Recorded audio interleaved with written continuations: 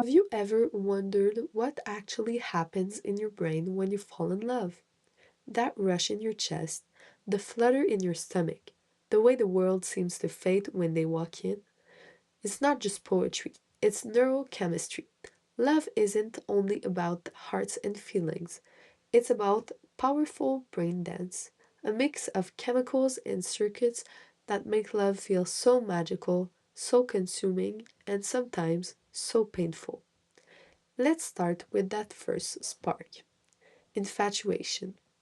That's the I can't stop thinking about you phase, the stage where your phone becomes your lifeline, and a single text can make your whole day. In your brain, a small but mighty area called the ventral tegmental area, or VTA, lights up like fireworks. This little region is part of your reward system, the same one that lights up when you eat something sweet, win a game, or chase a dream.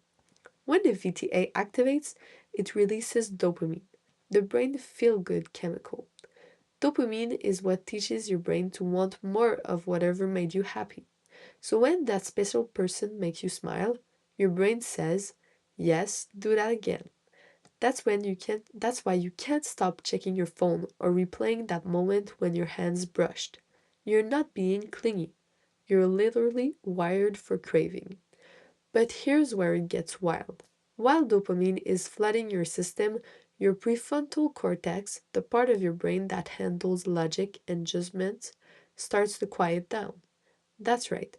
The voice that usually says, slow down, think it through, takes a back seat.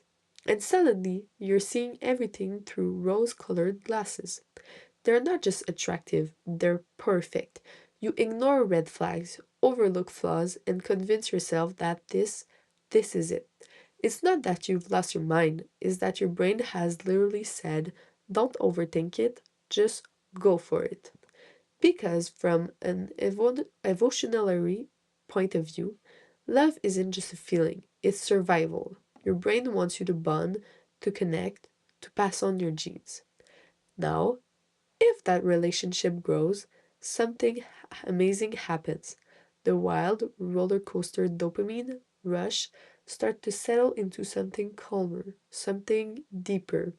This is the attachment phase, the moment love turns into companionship. Two powerful hormones step in, oxytocin and vasopressin. Oxytocin, often called the cuddle hormone, is released through touch, hugs, kisses, even just looking into someone's eyes. But that will be talked about in the next video. It builds trust, comfort, and safety. That warm sense of I can be myself around you. Vasopressin, meanwhile, is the chemical being behind loyalty and protection. It's what fuels that we're in this together energy that long term couples share.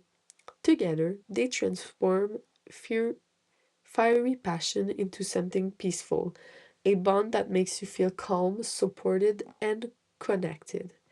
This is why being near someone you love lowers your stress hormones. Oxytocin helps calm your amygdala, the part of your brain that handles fear and anxiety. When you cuddle up with your partner at the end of a long day and finally feel your body relax, that's chemistry doing its job. But what happens when love breaks? Neuroscience has an answer, and it's both fascinating and heartbreaking.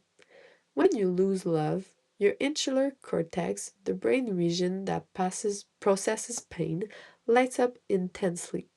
Your brain treats heartbreak like physical pain. That's why your chest feels heavy, your stomach might hurt, and your thoughts spin. It's not just in your head. Your brain is genuinely suffering. And remember that VTA, the same region that fired up when you fell in love, it activates again when you see a photo of your ex. Your brain still wants that dopamine fix. It craves what it once had. That's why you keep checking their social media, replaying old messages, or missing their voice. But here's the good news. Over time, your prefrontal cortex, your logic center, regains control. It starts to quiet the craving circuits, helping you detach and heal. It's like your brain slowly learns it's okay, you can let go. And as painful as it feels, that process is growth. Your brain rewires itself for resilience. So, next time you feel butterflies or heartbreak, remember it's not madness, it's neuroscience in motion. Love rewires your brain, strengthens your emotion circuits, and gives you life meaning.